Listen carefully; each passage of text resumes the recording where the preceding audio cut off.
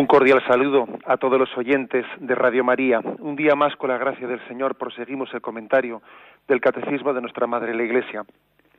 Y entramos hoy en el apartado que tiene como título Los mandamientos de la Iglesia. Son 3 puntos a partir del 2041. Dice este primer punto, 2041. Los mandamientos de la Iglesia se sitúan en la línea de una vida moral referida a la vida litúrgica y que se alimenta de ella. El carácter obligatorio de estas leyes positivas, promulgadas por la autoridad eclesiástica, tiene por fin garantizar a los fieles el mínimo indispensable en el espíritu de oración y en el esfuerzo moral, en el crecimiento del amor de Dios y del prójimo. Los mandamientos más generales de la Santa Madre Iglesia son 5 y los va desarrollando en los siguientes puntos.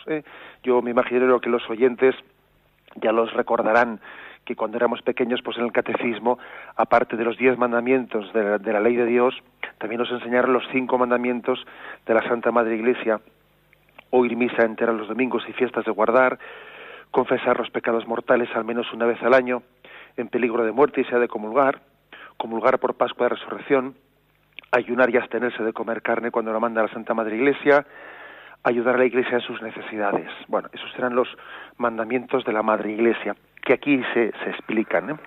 Bueno, la pregunta es, ¿qué diferencia hay entre estos mandamientos de la Madre Iglesia y los mandamientos de la ley de Dios? Esa sería una primera distinción. Los mandamientos de la ley de Dios son mandamientos divinos, son mandamientos que tienen su origen, su fuente, en Dios mismo, que nos los ha revelado, mientras que los mandamientos de la Iglesia son sencillamente mandamientos que los ha promulgado la autoridad eclesiástica. Esa es una diferencia importante entre unos y otros. Unos los ha promulgado la Iglesia, y por lo tanto la Iglesia podría cambiarlos, es decir, sí, tiene autoridad para ello. La Iglesia promulga determinados mandamientos en virtud de esa potestad, de esa autoridad que Jesucristo ha puesto en sus manos. Luego hablaremos de ello. Y estos mandamientos, en gran parte, la Iglesia los ha promulgado para intentar concretar, especificando el espíritu de esos 10 mandamientos de la ley de Dios. Por ejemplo, cuando el tercer mandamiento dice santificarás las fiestas, bueno, no dice de qué forma concreta hay que santificarlas. Entonces, la Madre Iglesia pues proclama el primer mandamiento: oír misa entera los domingos y fiestas de guardar, etcétera, y especifica de qué manera cumplir ese tercer mandamiento de la ley de Dios: santificarás las fiestas. En resumen, no es lo mismo la ley de Dios que la ley de la Iglesia, que los mandamientos de la Iglesia, no es lo mismo, pero es verdad que son dos cosas que están ligadas. La Iglesia promulga esos mandamientos, los ha promulgado históricamente queriendo prolongar, concretar, especificar el espíritu contenido en los 10 mandamientos de la ley de Dios.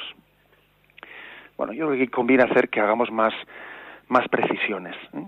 Aquí en este primer punto, 2041, antes de haber entrado uno por uno a explicar cuáles son los 5 mandamientos de la Madre Iglesia, en este primer punto se quiere iluminar cuál es la razón de ser, cuál es el sentido de los mandamientos de la Iglesia.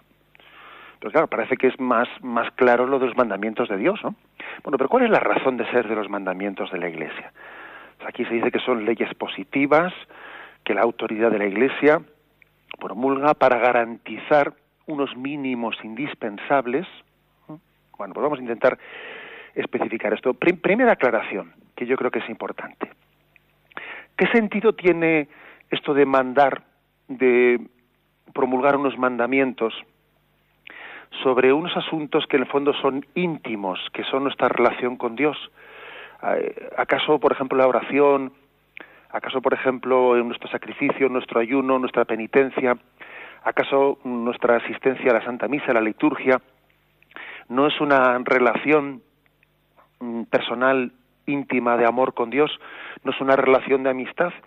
¿Cómo se puede mandar amar? ¿Cómo se puede mandar bajo precepto el tener una relación de amistad con Dios? ¿No son dos cosas contradictorias? El que digamos que nuestra relación con Dios tiene que ser personal, de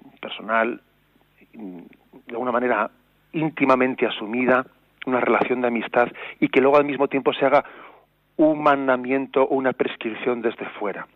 ¿No debería de brotar de nosotros de dentro nuestra relación con Dios? Si nuestra relación con Dios tiene que brotar de dentro, ¿por qué no se nos manda un mandamiento desde fuera diciendo vete a misa los domingos? No es contradictorio. Esto no debería salir de ti, como se dice así popularmente, ¿no? Más todavía, a veces hacen acusaciones, ¿no? Hago un poco ahora de abogado del diablo, formulando estas cuestiones. ¿No nos podría conducir esto, ¿no? Estos mandamientos de la Iglesia a vivir los sacramentos y las prácticas religiosas como unos meros cumplimientos rituales? Viviendo los sacramentos pues de una manera más bien sociológica. Ya he cumplido, el cumplimiento pascual, no, ya he cumplido, parece que con ese cumplimiento ya paso ya de tener una relación con el Señor asidua y profunda. ¿No tenemos el peligro de que estos mandamientos nos lleven a vivir pues una vivencia sociológica en vez de una adhesión personal, íntima y de amor con el Señor? Estas pegas pues las hemos podido oír y se plantean a veces hablando de estas cuestiones. Y además hay que reconocer que estas pegas tienen partes de verdad. Claro que existe el peligro de reducir nuestra relación con el Señor a un cumplimiento. Ya he cumplido. Claro que existe ese riesgo. Pero es que hay que decir que las peores mentiras son las que están envueltas en verdades.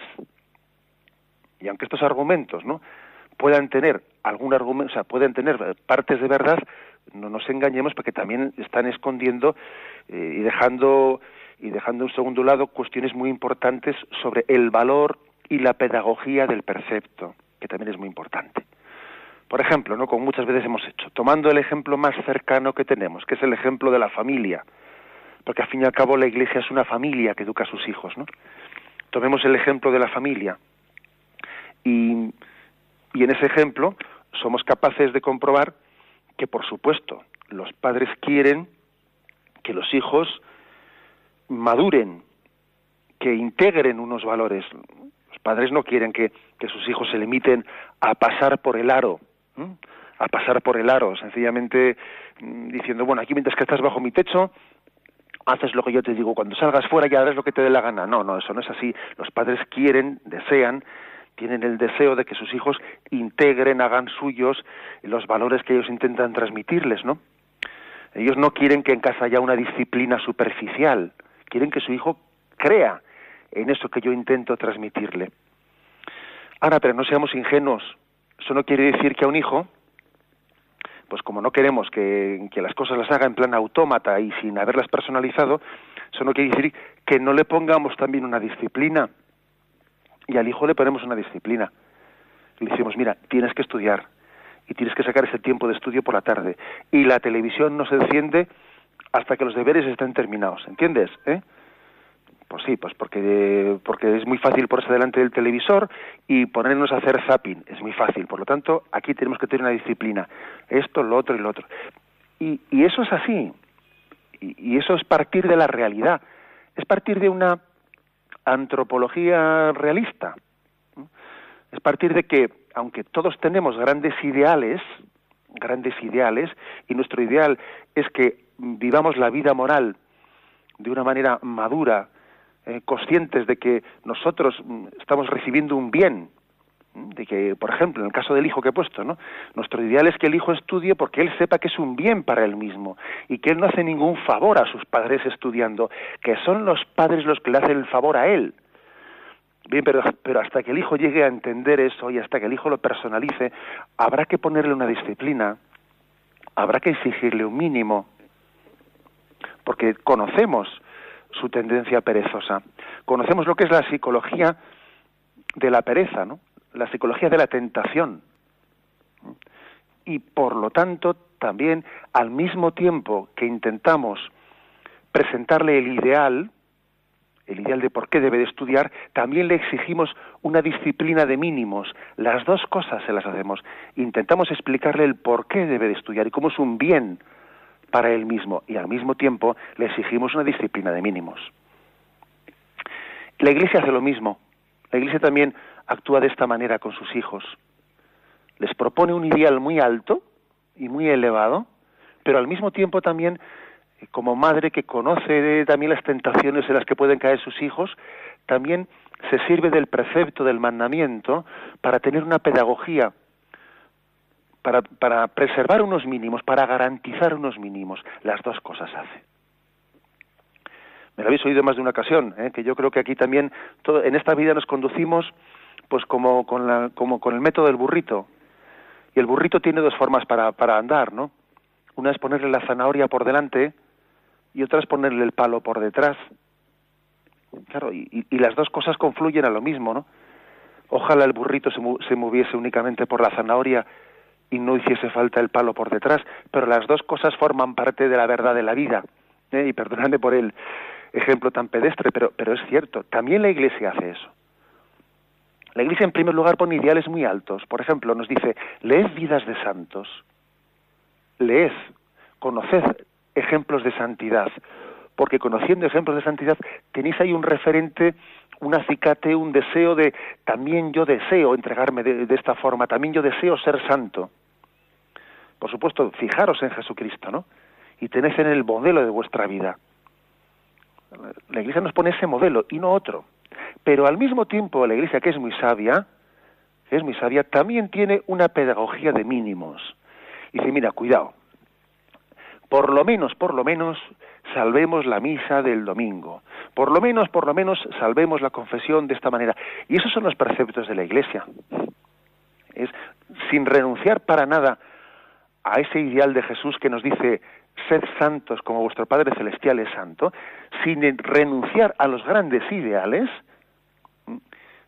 nos pone también unos preceptos mínimos, porque nos conoce, como nosotros hacemos con nuestros hijos, o sea, por la misma regla de 3, sin renunciar a los ideales, queremos también garantizar unos mínimos, porque nos conocemos.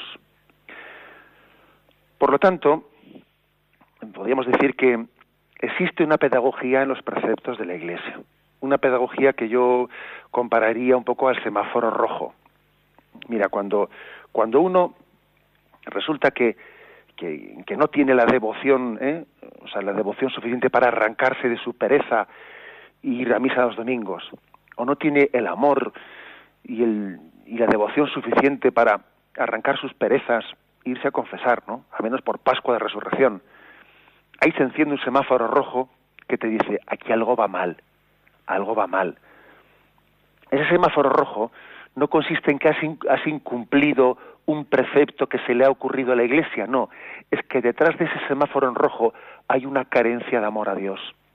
Es imposible estar tan bajo de mínimos, ¿no? Que uno no se arranca a la misa dominical o a la confesión anual, etcétera, ¿no? Es imposible estar tan bajo de mínimos sin que haya por detrás una carencia al amor de Dios. En el fondo, el incumplimiento de los mandamientos a la Madre Iglesia es manifestación de que incumplimos el primero de los mandamientos de la ley de Dios, que es amarás a Dios sobre todas las cosas. Por lo tanto, cuando incumplimos los mandamientos de la Madre Iglesia, pecamos, pecamos, porque en el fondo, detrás de ese incumplimiento hay un incumplimiento del primer mandamiento de la ley de Dios, que es amarás a Dios sobre todas las cosas. Claro, quien cumple el primer mandamiento de la ley de Dios, los mandamientos de la Iglesia es que se le quedan muy pequeños. Se le quedan pequeños porque son más bien preceptos mínimos. Y él más bien se está conduciendo por la zanahoria que por el palito que viene detrás. Claro, el que vive el primer mandamiento en intensidad, como deberíamos hacer todos, lógicamente le parecerá que los preceptos de la Madre Iglesia los sentirá como un mínimo, dirá, pero qué poquita cosa se nos pide, ¿no? Tú fíjate, se nos pide ir a misa los domingos, pero si yo estoy encantado con ir todas las tardes y me escapo y madrugo por la mañana para ir a misa. O dirá, pero bueno, comulgar o confesar al menos una vez al año, pero hombre, si una vez al año únicamente, pero si yo me alimento del perdón y para mí es fuente de alegría en mi vida y yo me confieso a menudo. Claro, el que está alimentado por el primer mandamiento de la ley de Dios, pues lejos de sentir los mandamientos de la Iglesia como una imposición, casi le parecerán, pero qué poquita cosa, ¿no? Qué mínimo, claro. Bueno, pues la madre Iglesia, que tiene sabiduría de madre, ya sabemos lo que son las madres, es capaz de compaginar la educación en los grandes ideales, proponiendo la vida de los santos, ¿no? Especialmente la de la Virgen María, claro, y sobre todo la de Jesucristo, por supuesto, ¿no? Como modelo y referencia de nuestra vida, y al mismo tiempo conociendo nuestra debilidad, la debilidad de la carne, que el espíritu es fuerte pero la carne es débil, nos pone también unos mínimos preceptuados en los mandamientos de la Madre Iglesia, para que no caigamos en la tentación. Este es el punto de partida. Y esto habría que añadir otra cosa, ¿eh? Habría que añadir, bueno, vamos a ver, pero otra pega, ¿no?, que alguien podría plantear. ¿Y tiene la Iglesia autoridad, pues para hacer tal cosa, para poner estos preceptos, para decir, venga, misa los domingos, o misa tal, o misa cual, o confesión una vez al año como mínimo, tal? ¿Tiene la Iglesia autoridad para ello? Pues sí. Recordemos todos cómo el Señor puso en manos de Pedro y de los apóstoles esa potestad. Lo que atéis en la tierra quedará atado en el cielo. Lo que desatéis en la tierra quedará desatado en el cielo. Y en ese atar y desatar queda comprometida la voluntad de Dios con nosotros. Si la Iglesia Madre ha querido, le ha parecido prudente decir, pongamos un mínimo de la misa dominical, pongamos ese, aunque lógicamente se invita, están todos los hijos de la Iglesia invitados a asistir a la Eucaristía diariamente, ¿no? Pero si ha puesto el mínimo de la misa dominical, también la voluntad de Dios ha quedado comprometida con ese precepto de la Iglesia. Lo que atéis en la tierra quedará desatado en el cielo. Con lo cual, cuando incumplimos, ¿no?, ese precepto de la misa dominical, no solo estamos pecando contra un mandamiento de la Iglesia, no, estamos pecando contra la voluntad de Dios, porque precisamente el Señor se ha comprometido con su Iglesia. Y en esa promesa de que lo que atemos en la tierra quedará atado en el cielo, lo que desatemos en la tierra quedará desatado en el cielo, pues eso se traduce en muchas cosas. Es así. Por ejemplo, cuando la Iglesia declara una nulidad matrimonial, también eso ha quedado desatado en el cielo. Tú tenías un compromiso adquirido, ¿no?, ante Dios, que al haber la Iglesia discernido, ¿no?, ante la luz de Dios, haber discernido que ese compromiso fue nulo, también queda desatado en el cielo. Pongo ese ejemplo de la nulidad matrimonial, o el ejemplo de desatarte de los pecados, de decir, yo te libero, tus pecados han sido perdonados. El perdón de la Iglesia en la tierra libera ante Dios también, ¿no?, de nuestra responsabilidad de esos pecados. Lo que la Iglesia te ha perdonado, Dios te lo ha perdonado en el cielo. Bien, y también ahora digamos, y lo que la Iglesia te ata en la tierra, te pide ese mínimo de cumplimiento, también la voluntad de Dios te lo pide. Por lo tanto, sí tiene la Iglesia esa autoridad. La ha recibido de Jesucristo. Él puso en manos nuestras, ¿no?, en manos de los hombres, y la verdad es que es un misterio, ¿no?, que la voluntad de Dios esté también, vamos, de alguna manera unida al discernimiento de esta Iglesia bajo la luz del Espíritu Santo. Pero así lo ha querido Él, que el discernimiento de esta Iglesia, ciertamente iluminada por el Espíritu Santo, es también camino para conocer la voluntad de Dios. Pues de esta manera, ¿no?, y con este espíritu nos dice el punto 2041. Esta es la razón de ser, este es el sentido de los mandamientos de la Madre Iglesia. Son leyes positivas, promulgadas por la autoridad de la Iglesia para garantizar un mínimo indispensable. Son leyes que marcan un mínimo indispensable en nuestra vida moral, en nuestro espíritu de oración, en nuestro esfuerzo moral. Tenemos un momento de reflexión y continuaremos. El programa del Catecismo de la Iglesia Católica. Continuamos con el punto 2042, aunque solo explicamos la primera parte. Hemos comenzado a hablar hoy de los mandamientos de la Iglesia. Y después de haber hecho una introducción sobre cuál es su sentido, cuál es su razón de ser, en el punto 2042 se empiezan, pues, a uno por uno, a citar y a explicar mínimamente. Dice el 2042. El primer mandamiento, oír misa entera los domingos y fiestas de precepto, exige a los fieles participar en la celebración eucarística en la que se reúne la comunidad cristiana el día en que se conmemora la resurrección del Señor. Y en aquellas principales fiestas litúrgicas que conmemoran los misterios del Señor, la Virgen María y los santos. Por lo tanto, primer precepto de la Santa Madre Iglesia, oír misa entera los domingos y fiestas de guardar o fiestas de precepto. Aquí se nos cita unos puntos del Código de Derecho Canónico, los cánones del 1246 al 1248, pues que leeremos ahora si Dios quiere. Dice este punto del Código: el domingo en el que se celebra el misterio pascual por tradición apostólica ha de observarse en toda la Iglesia como fiesta primordial de precepto. Igualmente deben observarse los días de Navidad, Epifanía, Ascensión, Santísimo Sacramento y Sangre de Cristo, Santa María, Madre de Dios, Inmaculada Concepción y Asunción, San José, Santos Apóstoles Pedro y Pablo y finalmente todos los santos. Sin embargo, la Conferencia Episcopal, previa aprobación de la Santa Sede, puede suprimir o trasladar al domingo alguna de las fiestas de este precepto. Por lo tanto, también la Iglesia, en este caso concreto a través de la Conferencia Episcopal, puede suprimir algún de estos días de precepto o pasarlos al domingo, pues por motivos pedagógicos, porque entiende que va a ser mejor por la situación de sanación, porque ese día igual va a ser muy difícil cumplir el precepto, o lo que fuere. Bueno, lo primero, una pequeña referencia a la formulación. Dice, oír misa entera. Es verdad que la palabra oír, pues posiblemente hoy en día no la utilizásemos, no la utilizaríamos, si hoy se formulase el precepto. Tradicionalmente se dijo así, oír misa entera. Yo recuerdo que cuando expliqué la Eucaristía en el Catecismo, insistí mucho en que la palabra oír misa pues es un poco pasiva.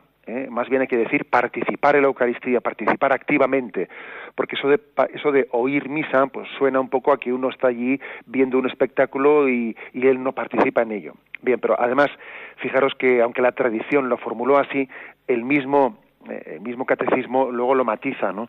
Lo matiza cuando dice que tenemos que participar, exige a los fieles participar en la celebración eucarística, o sea que interpreta qué significa oír misa.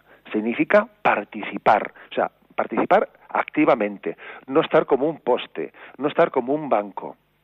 O sea, no se trata, por lo tanto, de pedir meramente una presencia corporal. No, se trata de pedir, la Iglesia nos está pidiendo que vayamos a alimentarnos de la Eucaristía. Y ojo, por lo tanto, aquí no se pide únicamente algo exterior, también se pide algo interior. O sea, cumplir el primer precepto de la Madre Iglesia supone una vivencia intensa de la Eucaristía, dicho sea de paso, y por esto que quede claro que aquí que no es cierto eso de que los mandamientos de la Iglesia estaban únicamente regulando pues una vivencia exteriorista que no está educando en la adhesión personal de los sacramentos. No, sí educa en la adhesión personal de los sacramentos, porque es que dice expresamente que tiene que haber una participación personal y activa. O sea, que se interpreta la palabra oír misa no como estar de cuerpo presente allí, no, sino ir a alimentarnos, a participar de la Eucaristía. Otro detalle, dice oír misa entera los domingos, entera dice.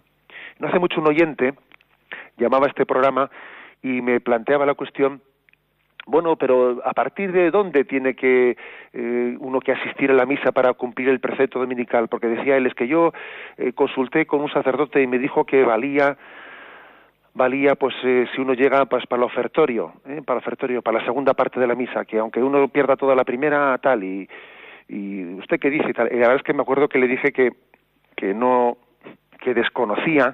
desconocía si había existido algún pronunciamiento oficial de la Iglesia en ese sentido, en el que manifestase desde qué momento, a qué momento mínimo debe de incorporarse un fiel a la misa para que esa misa sea válida. Bueno, y he tenido ocasión de consultarlo y de preguntarlo, ¿no?, si existe algún pronunciamiento.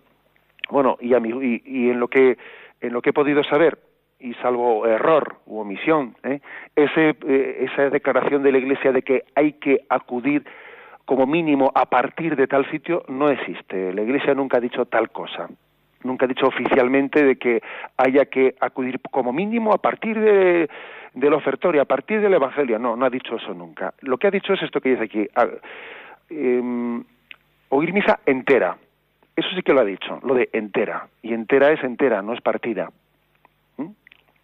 Ya sabemos que podrá ocurrir a una circunstancia en que una persona, pues bueno, por una circunstancia determinada, pues porque puede ocurrir cualquier situación, le haga llegar tarde a misa. Eso puede ocurrir. Y yo creo que tampoco hay que armarse más líos de los debidos, ¿no? Ni ser escrupuloso. Fijaros que incluso la Iglesia, lo vais a ver que lo leeremos, la Iglesia dice que este precepto de la misa dominical no obliga cuando alguien tiene una causa, pues una causa grave, bien sea de salud, o bien sea de que igual pues está él solo en casa y tiene que cuidar a unos niños pequeños, no tiene con quién dejarlos. O sea, está claro que el precepto tiene una pedagogía de intentar motivarnos, ¿no? Y superar nuestras perezas. Ese es el espíritu del precepto, pero no debemos de ser escrupulosos cuando hay una causa que sea un impedimento moral para acudir a misa. Bueno, pues entonces no nos haremos más lío, que la Iglesia siempre ha entendido que entonces no nos obliga el precepto. Lo mismo cabría decir de si ha habido una causa, un motivo por el que una persona un día ha llegado tarde a misa, ¿no? Pues porque resulta que ha tenido un pinchazo en el coche, o yo qué sé, Ahora bien, sí que es cierto que existe, y yo creo por eso es importante decirlo de misa entera, sí que existen personas que tienen unos hábitos mal adquiridos que yo creo que son manías de llegar siempre con retraso. Eso ocurre. Además, yo creo que los sacerdotes lo sabemos. Un sacerdote está celebrando la misa dominical y sabe que allá por el Evangelio va a aparecer fulanito, y que allá por la homilía va a aparecer menganito, porque siempre hace lo mismo, es ya costumbre. Es más, recuerdo, si me permitís, una anécdota de mi vida parroquial. Recuerdo que en una ocasión recibí una llamada telefónica pues de una señora. Me dice: oiga, disculpe, ¿podría apuntarme para la misa de hoy domingo al mediodía el nombre de tal difunto? Y le digo: mire usted, es que ahora mismo no me coge usted que no estoy yo en la sacristía y no tengo el libro para anotar.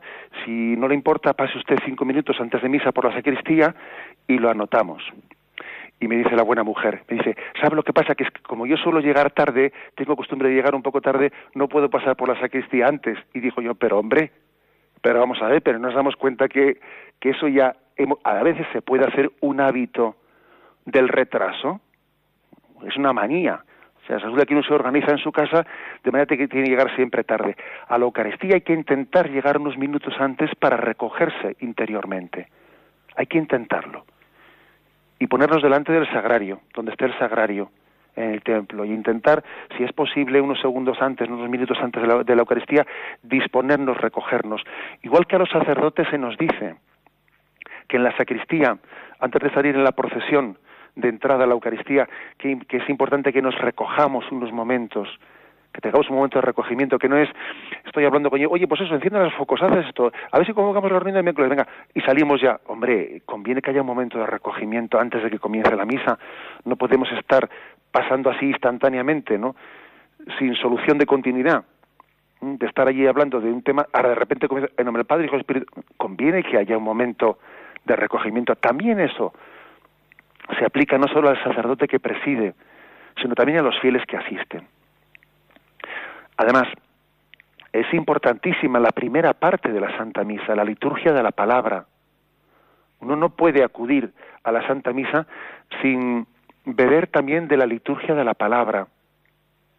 No somos nada sin la palabra de Dios. Acordaros de aquel pasaje de los discípulos de Maús, ¿no?, que es un auténtico paradigma, es un modelo de lo que es la Santa Misa, con esas dos partes, la liturgia de la palabra, cómo el Señor les explicó a los discípulos de Maús que todo estaba escrito y les hizo entender el sentido de su vida a la luz de las Escrituras.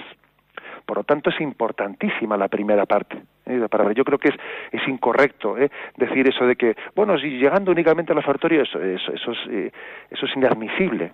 Es inadmisible. Una cosa es que haya habido un día, una circunstancia concreta, ajena a mi voluntad, que haya motivado esa situación, ¿no? Y otra cosa es que yo cree hábitos en mi vida de los que yo esté haciendo cómplice.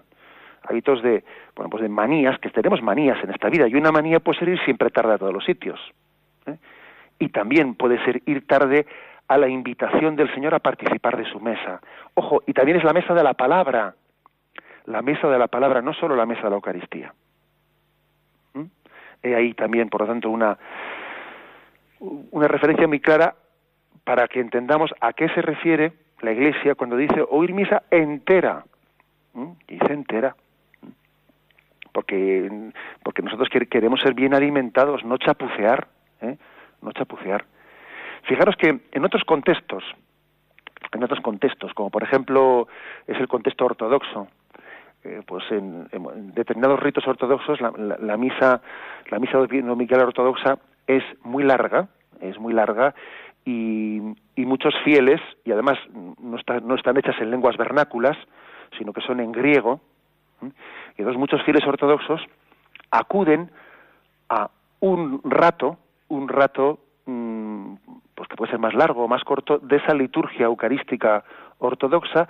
Están allí, rezan un poco mientras que el pope está allí dirigiendo la liturgia, él no entiende nada, y él reza sus oraciones, está un rato de rodillas, y se va, y el pope sigue con lo suyo. Él llega cuando ya había comenzado, reza un rato, se va, y el pope sigue con lo suyo. Eso puede formar parte de una liturgia en la que no existe una pedagogía de participación del fiel. Pero es que precisamente la Iglesia ha querido hacer un esfuerzo litúrgico, ¿no?, de reforma litúrgica del Concilio Vaticano II, para que uno no vaya allí como he dicho antes, a oír misa o a asistir al espectáculo de lo que hace el cura, sino a participar. Y participa desde los ritos introductorios, desde el nombre del Padre, del Hijo, del Espíritu Santo, amén, porque cuando nos reunimos en nombre de Jesús, en nombre de Él nos hemos reunido, y Él está en medio de nosotros, por eso hemos dicho en el nombre del Padre, y luego decimos, el Señor esté con vosotros. Es decir, toda la liturgia forma parte de mi participación en ella. Y si la Iglesia ha querido, de ser madre pedagógica, que traduzca la liturgia a la lengua vernácula y intente también explicar toda la sucesión de los ritos litúrgicos, y también haga una fórmula, pues podríamos decir una fórmula litúrgica que es suficientemente abreviada como para que uno pueda asistir a la liturgia entera, pues entonces os podéis imaginar cuál es la conclusión. Hay que asistir a misa entera, y disfrutar de todas las partes, y entender que en cada parte de la misa hay algo distinto que el Señor quiere comunicarme y transmitirme. Eso creo que es pedagógico. Bueno, pues dando algún paso más, este punto del catecismo, decía que cuando el catecismo habla de esto, remite al Código de Derecho Canónico, ¿no? Y allí hemos empezado a leer algo, pero continúo. El domingo y las demás fiestas de precepto, los fieles tienen obligación de participar en la misa, y se abstendrán además de aquellos trabajos y actividades que impidan dar culto a Dios, gozar de la alegría propia del día del Señor, o disfrutar del debido descanso de la mente y del cuerpo. Es decir, también la Iglesia ha concretado el precepto dominical en el descanso dominical. Bien, ya sé que muchos estaréis pensando, eso qué difícil es concretarlo, porque a veces alguno dirá, pues si a veces las labores domésticas te absorben un montón, si a veces el domingo tienes toda la colada allí esperando para que llegue el domingo puedas sacarla adelante, a veces no sé qué, y alguno estará diciendo, pues si precisamente el trabajo que tengo yo, si resulta que yo trabajo en una empresa que resulta que los domingos, la siderurgia, por ejemplo, coge la siderurgia y los domingos, como la energía es más barata, es cuando hacen la fundición, porque aprovechan que la electricidad es más barata, y ya sabemos, eso somos conscientes. La Iglesia es consciente de que hay muchas situaciones concretas que pueden hacer muy difícil o incluso imposible la vivencia del llamado descanso dominical. Bueno, somos conscientes de ello, que estamos en una sociedad muy desordenada, y también entended por esto por qué la Iglesia dice también una palabra iluminadora sobre algunos aspectos. Una cosa es que haya cosas que no podamos cambiar, no esté en nuestra mano cambiarlas, pero en la medida en que sí lo esté, denunciémoslo. Por ejemplo, que si las grandes áreas se van a abrir los domingos, venga, que si los hipermercados abiertos el domingo, pero dígame usted, ¿pero qué necesidad tenemos de eso?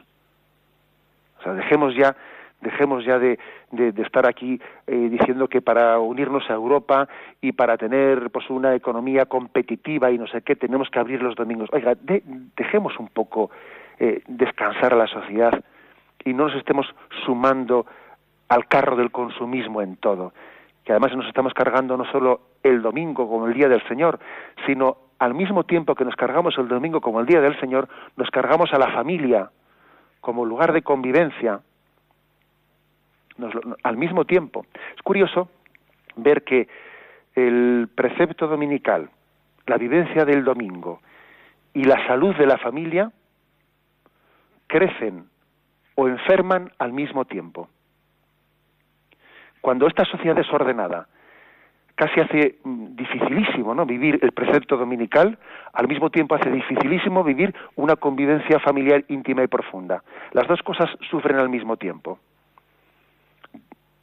Pues porque, por ejemplo, el desorden en la forma de divertirse, ¿no?, pues de la juventud, que puede llegar a hacer que los fines de semana sean verdaderamente pues desequilibrantes y desequilibradores, ¿no? Bueno, pues eso no únicamente hace casi imposible la vivencia del precepto dominical, sino que también se carga la convivencia de la familia. Nuestra relación con Dios y nuestra relación con la familia suelen ir de la mano. Son dos conceptos que están íntimamente integrados. Parece que Dios y la familia, pues están íntimamente unidos. Es Dios mismo el que ha creado la familia, con lo cual lo que no honra a Dios, lo que no sea honrar a Dios es hacer un daño a la familia. Y al mismo tiempo, claro, agredir a la familia es ofender a Dios. No, dicho sea este comentario. Bueno, pues a lo que iba, que el tema de cómo se puede vivir el descanso dominical, pues cada uno honestamente ante su conciencia debe de decir yo de qué manera podría vivir el espíritu de decir, bueno, voy a intentar que el domingo sea para mí un día en el que yo tenga un signo de descanso, de vivir la familia, de hacer visitas familiares, de cultivar amistades, de visitar enfermos, de compartir tiempo con la familia, de tener tiempo con ellos, de pasear juntos. O sea, voy a ver de qué manera preservo este gran valor. Voy a ver de qué manera preservo esto. Esto es importantísimo. Muchos de nosotros hemos podido comentar cómo en nuestra infancia, pues vivir el precepto dominical desde pequeñitos, pues yo creo que no fue un mérito para nosotros, no fue un mérito. Si es que nuestros padres hacían las cosas de tal forma que el domingo pues era el día de que gozábamos de vernos todos conviviendo, porque entre semana pues el trabajo impedía esa convivencia tan estrecha, y el domingo era el día en que convivíamos y salíamos juntos y dábamos una vuelta, y en medio de esa vuelta y esa pequeña convivencia, pues resulta que al mismo tiempo que tú gozabas de estar con tus padres y de que tomábamos un helado, al mismo tiempo íbamos a misa, ¿no? Y para ti la Santa Misa era la gozada del domingo de que estamos todos juntos. O sea, todo estaba unido, ¿no? Y por eso ese descanso dominical debe de estar también conjugado con una vivencia de la Eucaristía central del domingo. Central. Porque es que a veces dice uno, a ver dónde meto la misa del domingo, a ver si después me queda un rato libre y la meto, y entonces la misa, en vez de tener una centralidad, acaba siendo un esfuerzo de dónde la meto yo para hacer yo otras cosas, y si me queda un rato libre, pues me escapo a ir a misa, ¿no? Y eso no es un buen espíritu, ¿no? Yo creo que el buen espíritu es que la Eucaristía tenga la centralidad y que en torno a ella vivamos pues más vida de familia, visitas a los enfermos, visitas a los amigos. Es importantísimo, ¿no?, que la Eucaristía esté rodeada de una configuración del domingo que esté imbuida y empapada de este descanso dominical y de este cultivo de la humanidad, de lo humano, de las relaciones humanas profundas. Bien, y dice un paso más, dice, en 1248, el punto del Código de Derecho Canónico. Cumple el precepto de participar en la misa quien asiste a ella, donde quiera que se celebre en un rito católico, tanto el día de la fiesta como el día anterior por la tarde, dice aquí, como el día anterior por la tarde. Bueno, también un inciso importante. Me contaba a mí, perdonad por el comentario que es un poco gracioso, me contaba a mí un sacerdote que tiene bastantes pueblos pequeñitos, con muy pocos habitantes, ¿no? Y negociando así con unos pueblos y otros en donde podría yo decir misa, podría venir aquí a tal hora, bueno, pues que va a un pueblo pequeñito, de esos que tenían 7, 8 habitantes, y les ofreció asistir, o sea, poderles decir misa los sábados por la tarde, ¿no? Entonces dice que un señor le dijo, oiga, levantó la mano y le dijo, mire, usted disculpe, pero a mí de pequeño me enseñaron que yo tengo que oír misa los domingos y fiestas de guardar. Entonces, si usted no viene el domingo, si va a venir de víspera, pues entonces yo no oigo misa. Digo yo, ala, toma castaña, ¿eh? A eso se le llama cumplir la letra del precepto y no el espíritu, ¿sabes? Como a él le habían dicho, de pequeño, que tengo que oír misa los domingos, ¿qué es eso de que también puedo oírla a la víspera? Pues mire, y entonces se queda en la letra y se carga la misa el domingo, ¿no? Y se carga el ofrecimiento del sacerdote, que encima iba a hacer el sacrificio de ir a ese pueblo con 6 habitantes, ¿no? A decir misa el sábado a la tarde. A veces somos así de egoístas, ¿eh? Bueno, pues ciertamente la Iglesia ha querido decir, pedagógicamente ha querido incluir también la posibilidad de escuchar la Santa Misa, de participar de ella en la víspera. Primero porque la tradición litúrgica siempre habló de que una fiesta litúrgica comienza desde sus vísperas. Siempre se rezó las primeras vísperas del día del Corpus, las primeras vísperas del día de la Asunción. Litúrgicamente, una fiesta comienza en su víspera.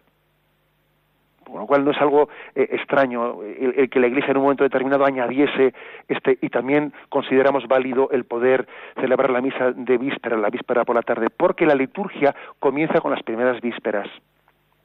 Hemos escuchado, por ejemplo, como Juan Pablo II, pues él fallecía el sábado 2 de abril, comenzada ya la fiesta de la Divina Misericordia, porque ya él había fallecido cuando ya se había introducido las primeras vísperas de la solemnidad del domingo de la Divina Misericordia. Eso ha sido siempre así. La fiesta litúrgica tiene sus primeras vísperas. Por eso la Iglesia, intentando facilitar, intentando poner las cosas más fáciles, pues entendió que sería bueno, que sería conveniente, pues también el añadir la posibilidad de poder cumplir el precepto dominical desde la víspera. Bueno, pues este es un poco el espíritu o las concreciones que este punto del Código de Derecho Canónico quiere añadir aquí, en 1248.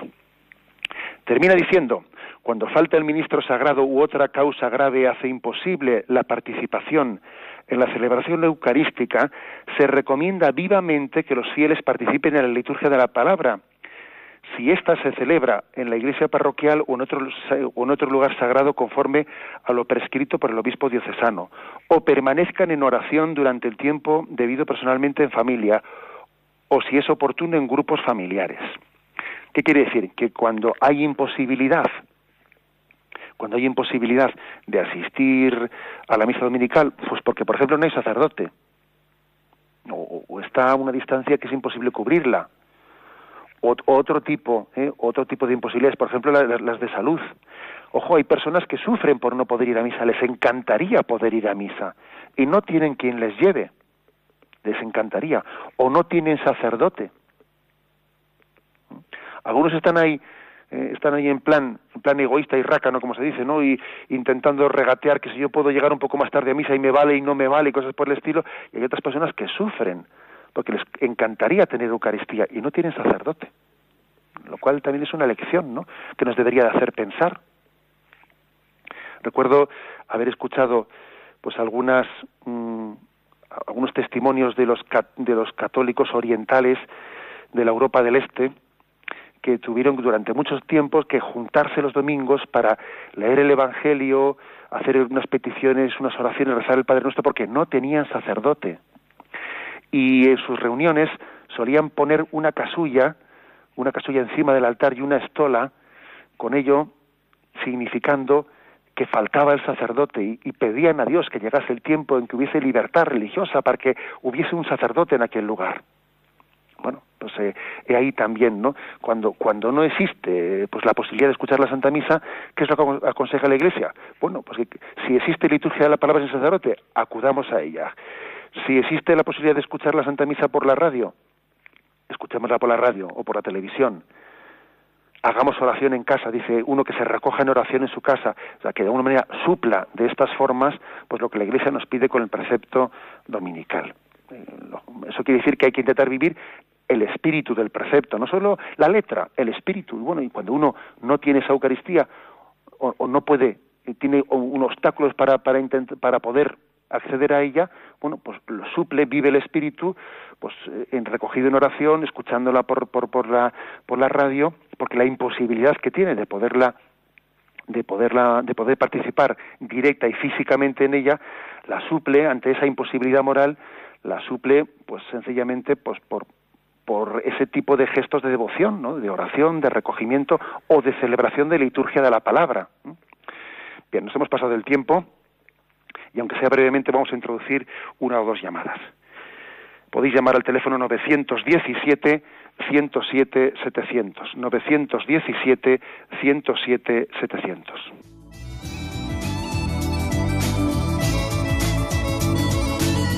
¿Le gustaría tener sus programas favoritos de Radio María en CD o DVD? Ahora es posible.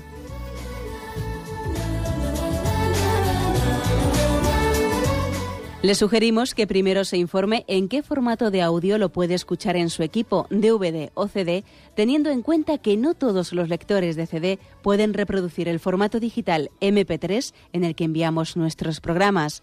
Y luego, si quiere en su casa esos programas que tanto le gustan, solo tiene que escribir una carta a Radio María, Paseo Lanceros 2, primera planta, 28024, Madrid, indicando si lo quiere en CD o DVD y cuántos programas. También le rogamos que escriba su nombre, dirección y no se olvide de facilitarnos un teléfono de contacto para cualquier duda que nos surja.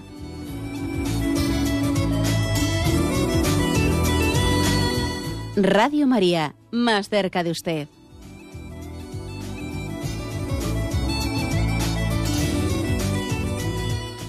Sí, buenos días, ¿con quién hablamos? De Madrid. Adelante, le escuchamos. Mire, yo lo oigo siempre, lo que pasa es que siempre no tengo la oportunidad de hablar con usted. Pero referente a los celíacos, yo creo que somos muy escrupulosos, porque es tan poquita cosa que forma la sagrada forma de tener levadura ni tener masa, que eso no componía ni el tamaño de un garbanzo. No creo que eso le puede hacer daño a nadie. Pero de todas formas se puede partir un poquito y no hay necesidad de hacer otra fórmula. En mi opinión, yo tengo una nieta celíaca, todavía no ha hecho la primera comunión, pero yo creo que no hace falta tantas cosas. De acuerdo, le digo una palabrita por la radio.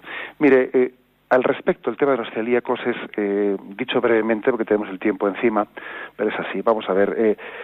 Es verdad que hay celíacos que tienen un grado de alérgico mayor o menor al gluten. Hay algunos que admiten un tipo de formas que están muy disminuidas en gluten, son unas formas especiales, unas formas que se comprometen los fabricantes de ellas a tener un mínimo de gluten que hace que sea pan auténtico por una parte, pero por otra parte es tan mínimo que no produce una reacción alérgica y eso se puede utilizar. Cuando la alergia es tan grande que ni siquiera una cosa así podría ser utilizada, no sería prudente, entonces en ese caso existe otra forma de comulgar, que es lo que se puede hacer es comulgar con el vino, porque la comunión con el vino uno recibe al Señor entero igual que si cuando comulga el cuerpo de Cristo, la sangre del guiso también está el Señor entero.